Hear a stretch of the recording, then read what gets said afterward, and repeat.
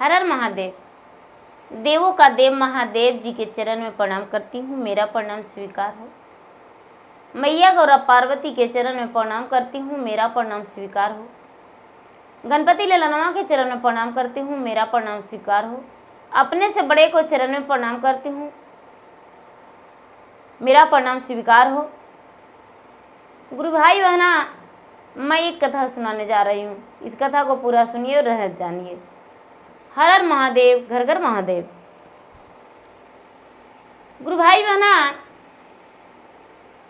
एक किसी गांव में एक किसान थे और उनकी पत्नी। किसान का 5 बेटा था और एक बेटी थी। पांचों बेटा सबसे बड़ा बेटी से बड़ी थी, बड़े थे, और बेटी जो थी बेटी छोटी थी। किसान अपने बच्चों से बहुत प्यार करते थे, लेकिन किसान और किसान की पत्नी दोनों अक्सर बीमार रहा करते थे। बीमारी के कारण दोनों का मृत्यु हो गया और दोनों भगवान के प्यारे बन गए। जो किसान की छोटी बेटी थी गुरु भाई बहना, बहुत छोटी थी तो बहुत रोती थी। उनका 5 भाइयों ने माता और पिता का प्यार, दोनों का प्यार देने लगे और उन्हें खुश रखने का कोशिश करने लगे। घुमाने लगे इधर उधर, घुमाते घुमाते मंदिर के पास ले गए और मंदिर का मूर्तियां दिखाकर, भगवान भोलेनाथ का शिवलिंग, मैया पार्वती का मूर्तियां और नंदी का मूर्तियां, मूषकराज का मूर्तियां दिखाकर, गणपति का मूर्तियां दिखाकर कहने लगे कि देखिए, देखो बहन, ये पिताजी हैं, ये माता हैं, ये उनका पुत्र हैं, ये उनका सवारी हैं, लेकिन देखो मंदिर में कैसे रहते हैं चुपचाप। बहन, इसे देखकर तुम चुप रहना, रोना मत। ये बात सुनकर जो छोटी बच्ची थी वो चुप हो गई और मन में सोच ली कि चलो, इस मूर्तियां जो है, इतना इसमें सोच है कि एक मूर्ति बन के चुपचाप रहते हैं, तो क्या मैं माता पिता के बिना चुप नहीं रह सकती हूँ? मेरे भैया जो हैं इतने अच्छे हैं, इतने प्यारे हैं। बेचारी चुप रहने लगी और अपने भाई से कहती है कि भैया, मैं भी मंदिर जाकर भगवान का भक्ति करूं, पूजा करूं। भाई कहने लगे, हाँ बहन, इसमें क्या बुराई है, तुम अवश्य पूजा पाठ कर सकती हो। पूजा पाठ करो और पूजा पाठ करके उसके बाद स्नान करना, खाना खाना। कहने लगे, ठीक है भैया। वो बेचारी बहन जो थी वो प्रतिदिन मंदिर जाने लगी और मंदिर जाकर भगवान का पूजा पाठ करने लगी। धीरे धीरे समय बीतता चला गया। किसान का 5 बेटा का ब्याह हो गया। छोटी बेटी जो थी कुमारी थी, वो बड़ी हो चुकी थी, वो शादी करने योग्य हो ही चुकी थी। तो 5 भाई कहते हैं कि देखो, हम लोग जो हैं 5 को जो हैं, तो घर पर रहने से क्या फायदा हो रहा है, माता पिता तो हैं नहीं। हम लोग 5 प्रदेश में कमाएंगे, कुछ रुपए लाएंगे और बहन का ब्याह धूमधाम से एक अच्छे घराना में कर देंगे। 5 भाई ने हामी भर दिया और अपने अपने पत्नी को समझा दिया कि देखो, मेरा बहन को अच्छे से रखना, प्यार देना, कभी इसे दुख मत देना और इसे समय से भोजन करा देना, इसे पाठशाला भी जरूरी भेजाना। गुरु भाई बहना, 5 भाभी ने हुकारा भर दी कि हाँ ठीक है, अच्छा है, मैं इनका ख्याल पूरा पूरा रखूंगी। 5 भाई प्रदेश जाने लगे।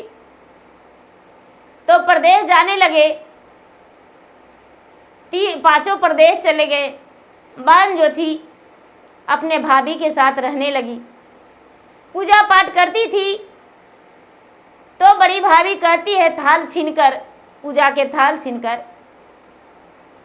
कि अरे तुम इतनी बड़ी भक्ति हो, पूजा करेगी? नहीं नहीं, पूजा में तुम्हारा सिंदूर तुम लगाती हो भगवान झूठों के पत्थर के, प्रसादी चढ़ाती हो, धूप जलाती हो, दीप जलाती हो, कपूर जलाती हो। ये सब हमें तुम्हें अच्छा नहीं लगता है, हमें पसंद नहीं। ये सब कुछ घर में रख दो, हम नहीं चाहते हैं कि झूठ का खर्च हो। बेचारी किसान की बच्ची जाके भगवान के सामने हाथ जोड़कर कहती है कि भगवान मैं क्या करूं। भाभी ने तो पूजा का थाल छीन लिया और छीनकर कहती है कि नहीं, ये सब नहीं ले जाने देंगे, मैं आपका पूजा कैसे करूं। गुरु भाई बहना,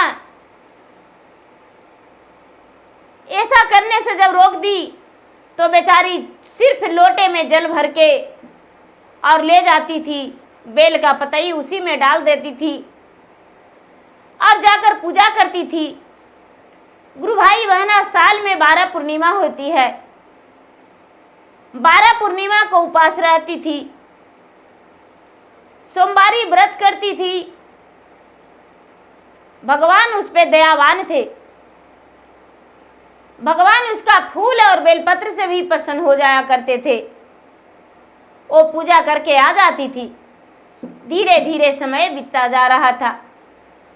एक दिन किसान की पुत्री स्नान कर रही थी, तभी उसका भाभी कहती है कि ये तो मेरा कुआं है, मेरे पति देव जी ने खते हैं मेरे लिए आंगन में, इस पर यदि स्नान करना होगा तो भोजन करके स्नान करना, भोजन करने से पहले इस पे स्नान कोई नहीं कर सकती है। हम तुम्हें स्नान नहीं करने देंगे बिना भोजन किए, जाके भोजन कर ले, नहीं तो यदि भोजन करने से पहले तू स्नान करेगी तो हम तुम्हें घर से निकाल देंगे और भोजन नहीं देंगे। किसान की पुत्री दिन भर भूखी रह गई, स्नान करके भगवान के पास गई। उनकी भाभी जो थी, बड़ी वाली भाभी, कहती है कि ठीक है, तूने भोजन नहीं की हो ना, भोजन नहीं की हो स्नान करके और पूजा की हो ना, आज तुम्हें भोजन नहीं मिलेगा। गुरु भाई बहना, बेचारी किसान की बेटी रोती रोती भगवान के मंदिर गई, दिन भर भूखी रही। रात्रि हुआ तो छोटी भाभी उसका अपना भोजन ले जाकर अपने छोटी ननद को खिला दी। सवेरा हुआ तो सवेरा होते ही फिर वो स्नान करके पूजा पाठ करने को लिए जा रही थी। तभी भाभी जो थी गाय का गोबर उठाकर और लड्डू बनाकर कहती है कि लो, इससे भगवान का भोग लगा दो। भगवान तुम्हारे देखते हैं कि सचमुच में बोलते हैं, सचमुच में आते हैं, यही भगवान का भोग लगाना होगा, और नहीं तो आज तुम्हें फांसी पर चढ़ा देंगे। देखते हैं तुम्हें फांसी पर चढ़ने से कौन रोकता है। बेचारी किसान की बेटी रोने लगी जोर जोर से और कहती है कि मैं भगवान को भोग कैसे गोबर के लगाऊं, मैं भगवान का भोग कैसे गोबर का लगाऊं, ये नहीं हो सकता है। भाभी ने उसके गले पे एक चाकू रख के और कहती है मैं 2 खंड कर देने वाली हूं, तुम्हारा तो हत्या कर डालूंगी। बेचारी डर से जाकर भगवान का वो जो गोबर का लड्डू था वो कटोरी में भर के भगवान के सामने कहती है कि हे भगवान, मेरा भाभी ने दिया है गोबर का लड्डू, लेकिन मैं इस गोबर का लड्डू से आपको भोग नहीं लगाऊंगी।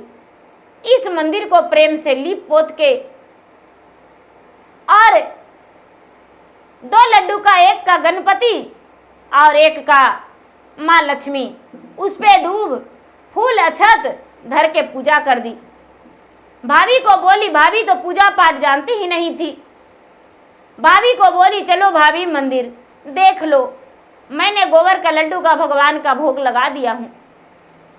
भाभी बोली, ठीक है, अच्छा है, चलो, बहुत खुशी की बात है। अब तू ऐसा ही करना, प्रतिदिन गोबर के लड्डू का भगवान को भोग लगाना। बेचारी किसान की बेटी प्रतिदिन गोबर ले जाती थी, मंदिर को लिप देती थी और मंदिर को लिप कर और भगवान का बेलपत्र और फूल चढ़ाती थी।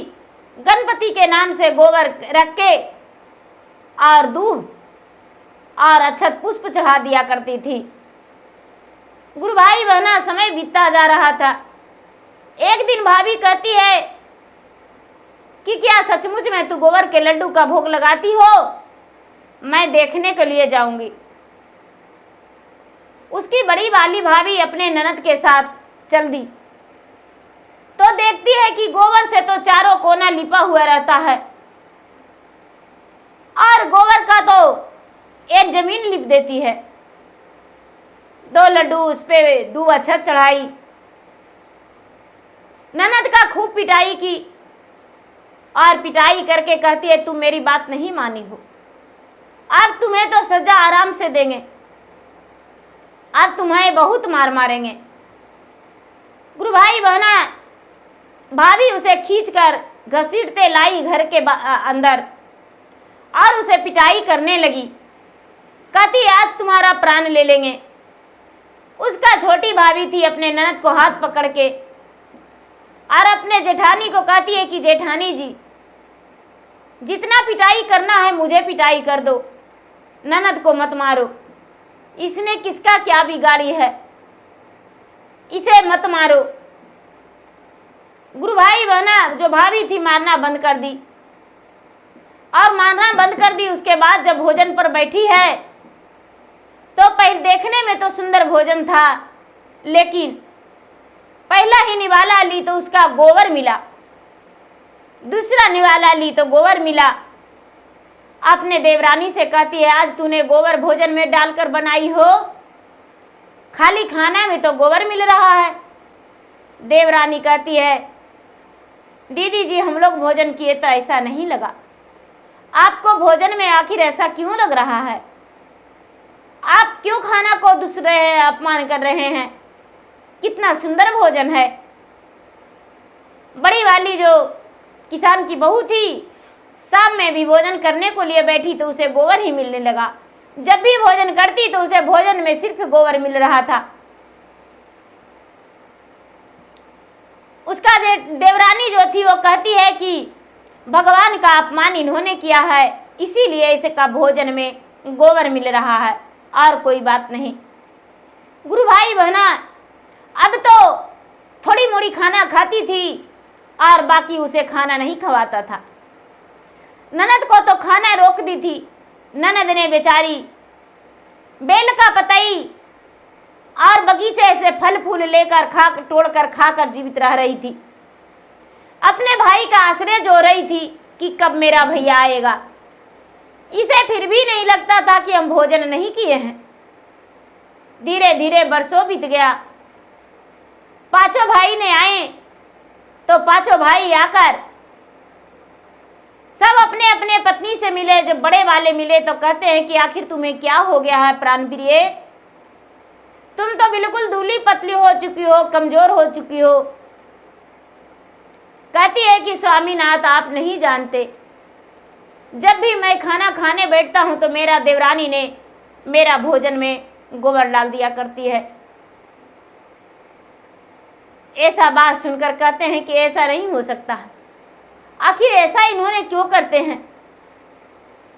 गुरु भाई बहना दोनों पति पत्नी साथ में भोजन पे बैठे। पति भोजन जेम लिए तो पति का कुछ नहीं लगा, लेकिन पत्नी जब पहला ही निवाला ली तो कहती है कि स्वामीनाथ, अपने नजरों से देखिए, देखिए भोजन में तो सिर्फ गोबर ही डला हुआ है। गुरु भाई बहना, यह पति को बड़ा असंभव हुआ और लगने लगा कि आखिर क्या बात है, मेरा पत्नी को ऐसा क्यों लगता है। पांचों भाई ने अपने गोद में बिठाकर अपना बहन को भोजन कराया। जब भोजन कराया तो बेचारी आंखों में आंसू भर भर के और रोने लगी और भगवान को याद करने लगी। जे दिन से गेलहु जी भैया देसवा परदेसवा न जी कियो हेरे दिन से ना भाभी कैलन दबसवा न जी कियो हेरे दिन से ना भाभी कैलन दबसवन जी कियो हेरे दिन से पूजवा के थलिया भाभी हथवा से छिनलन जी की मातुर जाहू ना ननदो तो ही भला मंदिरवन जी की मातुर जाहू ना। भाई कहता है बहन तू ऐसे क्यों रो रही हो कह के।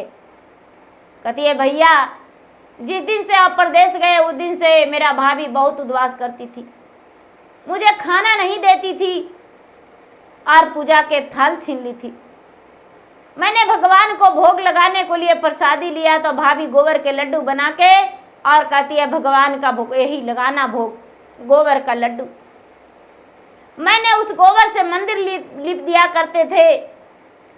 तो भाभी ने जाकर देखी तो कहती है भगवान को तुम मंदिर लिप देती हो, तुम गोबर का लड्डू का भोग नहीं लगाती हो। मैंने भैया भगवान को गोबर का लड्डू को भोग लगाना शुरू कर दिया और भाभी को भोजन में गोबर मिलना शुरू हो गया। गुरु भाई बहना पांचों जो भाई थे सर पीटने लगे और कहते हैं कि कैसा कुपत्री है जो तूने मेरा बहन पे इतना अत्याचार किया, मेरा बहन पे इतना कलम लगाई, भगवान को पूजा भक्ति करने से तू रोकी। गुरु भाई बहना छोटे भाई कहता है कि भैया भाभी को डांटने से कोई फायदा नहीं, समय का दोष है, मेरा गुड़िया बहन का ब्याह कर दीजिए, सुखी संपन्न ये ससुराल चली जाएगी, भली भांति ससुराल में रहेगी। सभी भाइयों का यही सलाह हुआ। सभी भाई मिलकर वर ढूंढने चले गए। वर ढूंढकर एक अच्छा सा घर परिवार ढूंढे और अपने गुड़िया बहन का ब्याह कर दिए। गुड़िया बहन ससुराल चली गई। ससुराल में उसका सास ससुर माता पिता की तरह प्यार दिए, उनका जेठ जेठानी बड़े भाई और बड़ी भाभी की तरह प्यार दिए। घर में अन्न धन लक्ष्मी भरा हुआ था। उसको पति जो थे, पति तो अपना प्राण से भी ज़्यादा उसे प्यार देने लगे और गुड़िया का जीवन बड़ा सुखीमय बीता, बड़ा आनंदमय उसका जीवन बीता। कोई प्रकार का कोई दुख नहीं हुआ, सुख शांति से रहती थी। जब भी रक्षाबंधन आता था गुड़िया आकर अपने भाई का कलाई में आकर राखी बांध दिया करती थी और फिर वापस चली जाती थी। पूरे 1 वर्ष पे गुड़िया अपना मायका आती थी और आकर सबसे हिल कर बात करके अच्छे से मीठे मीठे और चली जाती थी। कितना भाभी जिद करती थी ननद कुछ दिन तो रह जाओ, लेकिन बेचारी गुड़िया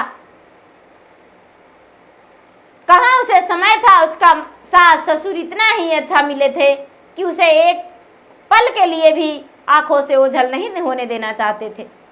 तो गुरु भाई बहना मेरा वीडियो अच्छा लगे तो मेरा वीडियो को लाइक करें, शेयर करें। चैनल पर यदि नए हैं तो चैनल का सब्सक्राइब करें और बेल आइकन घंटी को दबाएं, जो कि मेरा वीडियो का नोटिफिकेशन सबसे पहले आपके पास जाए और आप मेरा वीडियो का सुन सके, देख सके। कमेंट बॉक्स में हर हर महादेव, जय शिव गुरु जरूर लिखें। धन्यवाद। हर हर महादेव, घर घर महादेव।